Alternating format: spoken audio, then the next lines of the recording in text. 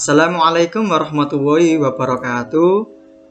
Di sini kami akan menjelaskan mengenai permainan tradisional untuk mengoptimalkan perkembangan anak.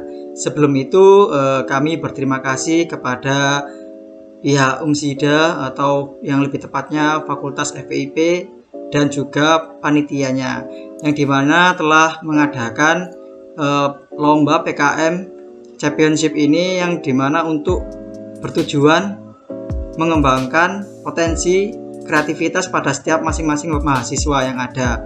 Ini tidak hanya mahasiswa yang ada di kampus Universitas Muhammadiyah Sidoarjo saja, tetapi berbagai di universitas lain juga.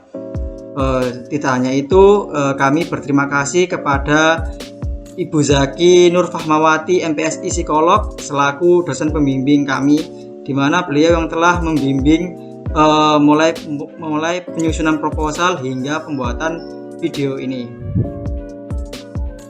Baiklah, langsung saja perkenalkan, nama saya Iqbal Malik Ibrahim. Di sini saya selaku ketua kelompok.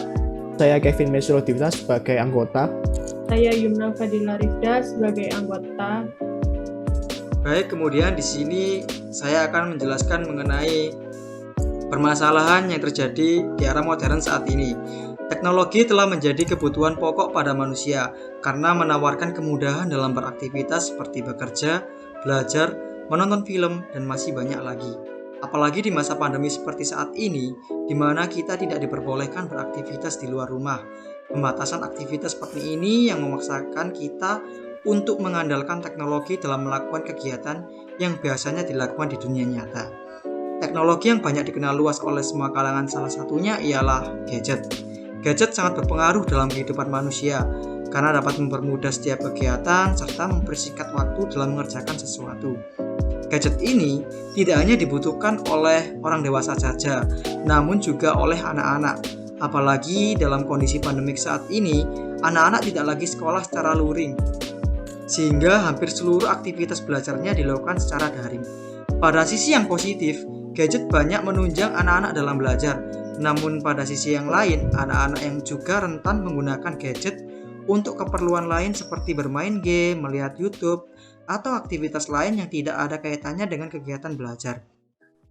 Dampak negatif gadget dari penggunaan yang berlebihan akan membuat anak menjadi kecanduan, mengganggu kesehatan mata, dan waktu yang terbuang sia-sia.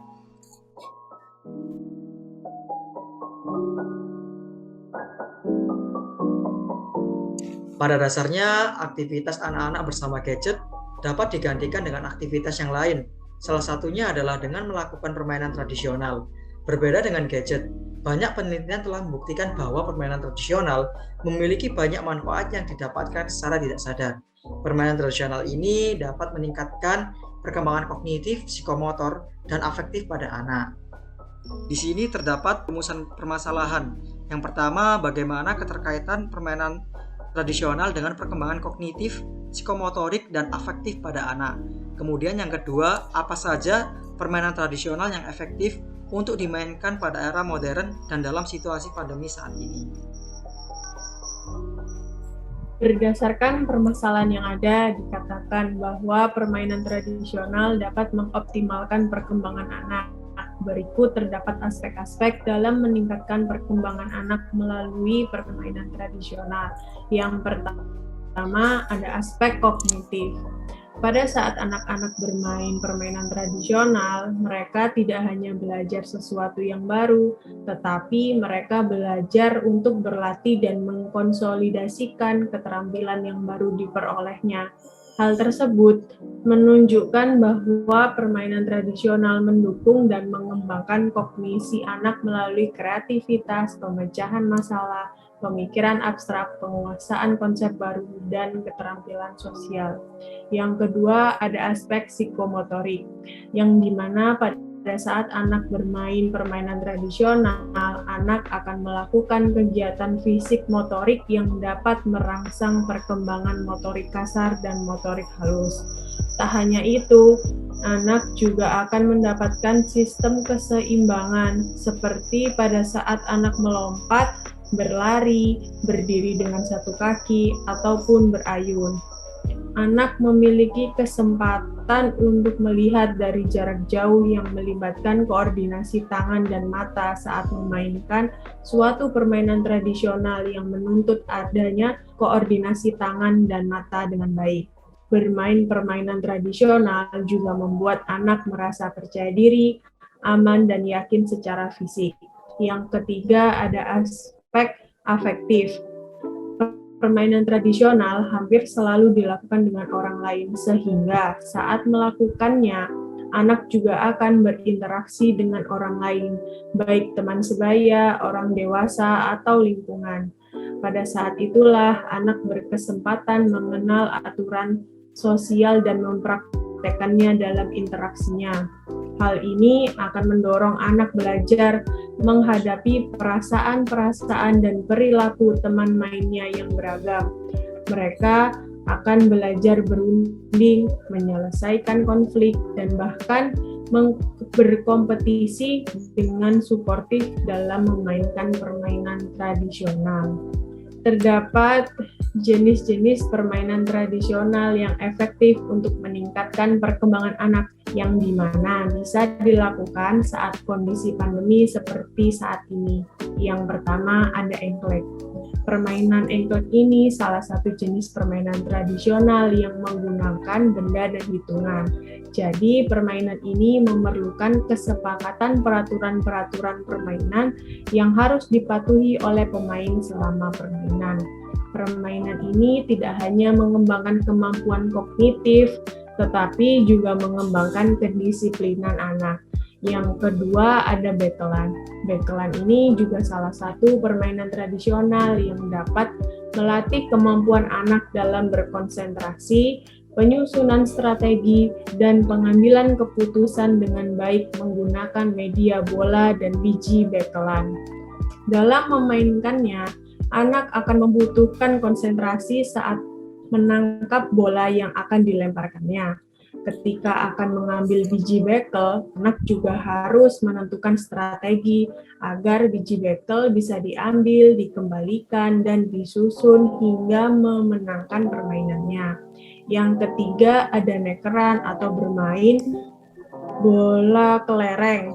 Nekeran atau bermain bola kelereng dimainkan dengan bola kecil yang ditembakkan menggunakan tangan. Menurut hasil penelitian, terdapat nilai-nilai dalam permainan ini, yaitu kecerdasan, di mana anak dapat melatih strategi untuk melihat apakah ia harus main duluan dengan melempar kelereng sedekat mungkin dari tempatnya berdiri, atau harus main paling terakhir dengan melempar kelereng sedekat mungkin dari kelereng yang paling atas.